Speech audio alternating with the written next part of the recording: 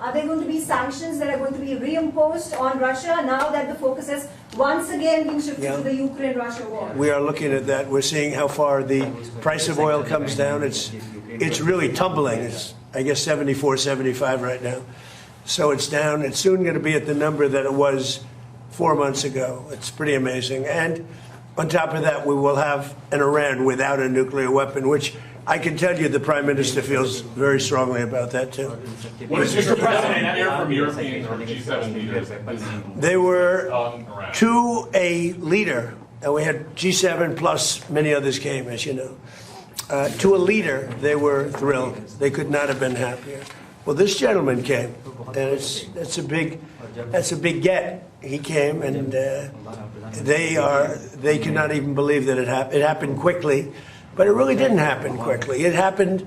It's been happening for a long time. It's been happening from my first term, when a very evil man named Soleimani was killed. That's when it started. And nobody else did this but Trump. You know, you look at our president, 47 years. Iran took advantage of the world, the Middle East, but the world. Nobody did anything. The Obama deal was one of the dumbest deals I've ever seen. It was a road to a nuclear weapon. My deal is a wall to a nuclear. You're not going to have it. It's a wall to a nuclear weapon. Minesweepers? Do you want the Europeans to send minesweeper boats? Did you talk about that? We don't need them, but if they want to send them, I think it's good. Has anyone committed to helping out? Yes, all of them. All of them. Which nations? The ones that have that kind of equipment have. But every one of them have committed to being involved in some form. And at this point, do you feel that Vladimir Putin is more responsible for the ongoing conflict in Ukraine? Well, I don't want to comment on that because I'm trying to get it settled, and that doesn't make it easy. Mr. President, you're on the cusp of making history with the possible peace in the Iran conflict. I like this guy. Who is he? Do you know who that is? Your reporters are much nicer than my reporters. Go ahead. But there is also a tragic loss of lives of Indian sailors recently, sir, in American strikes. Any words of condolences for the grieving families, sir? Yeah, I do. I heard about that. It's a rough profession.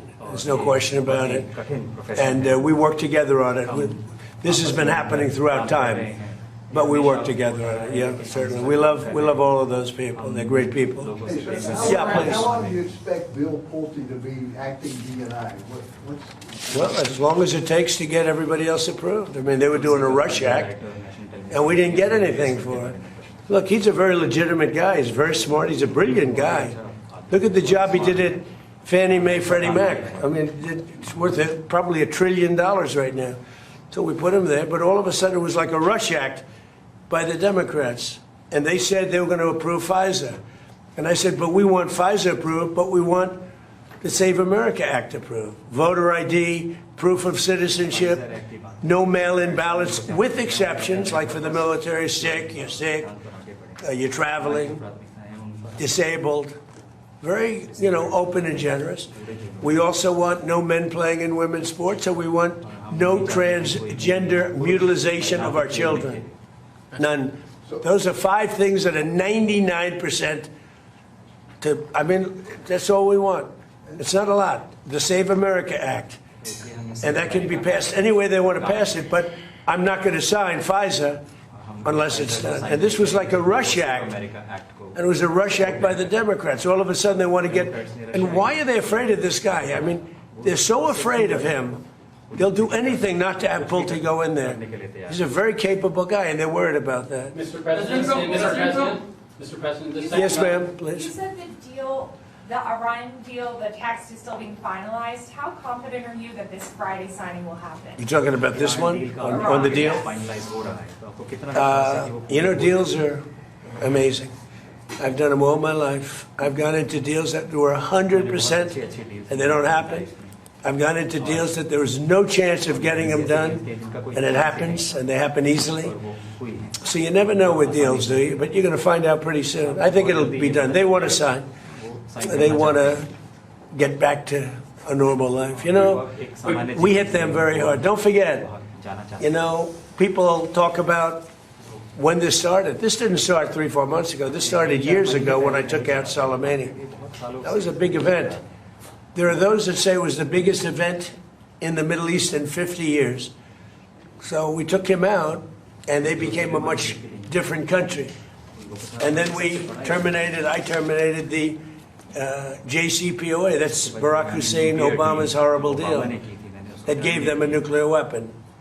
And I terminated it, and I stopped it. And then I stopped it a second time with the B-2 bombers. And these are all major events in the history of the world, in my opinion, because it prevented them from having a nuclear weapon. And now we're going to do it again, and we're going to see how it works out. So this is a memorandum of understanding, but it's a very strong one.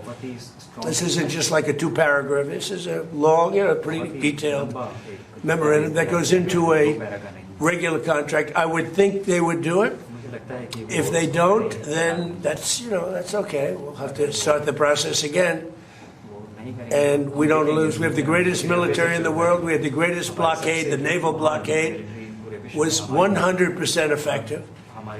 And again, they have no Navy, they have no Air Force, all bombed out. I don't want to say the leaders, but first level of leader, gone.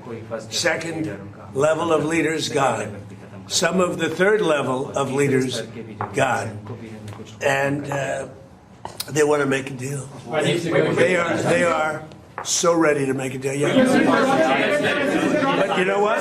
President Trump, can you talk to the defense relationship between India and the United States? Sorry, I'm speaking, I won't. That's okay. Can you speak to the defense relationship between India and the United States? I think it's a great relationship. I can tell you this, without having a contract, we don't have a contract, you have to write contract. But if they were attacked, we would be there to help them. And how are trade negotiations? How is that? Is that a good statement? Okay, come here, man. If anybody attacks that man, we're going to be there. Now, if there's a new leader, I'm not sure about it. Okay. If there's a new leader, I don't know about that. But if they're attacked and he's the leader, we're going to be there to help. And we have, and I will say this, and everybody says it. I had a great meeting 3 weeks ago with President Xi of China. We have the strongest military in the world by far, and I built it in my first term, and we're using it in my second term, and they gave some of it away stupidly in Afghanistan, as you know, and they spent a lot on Ukraine, $350 billion, but we have the most powerful military in the world. You saw that with Venezuela, which was 48 minutes, and now our relationship with Venezuela is great. We paid for the cost of the war 40 times, taking millions of barrels out. Venezuela's benefiting, we're benefiting, Venezuela's benefiting, and then we go to Iran, and really in the first week, militarily, we defeated Iran. Nobody thought that could be done. Yeah, please. Mr. President, do you want Israel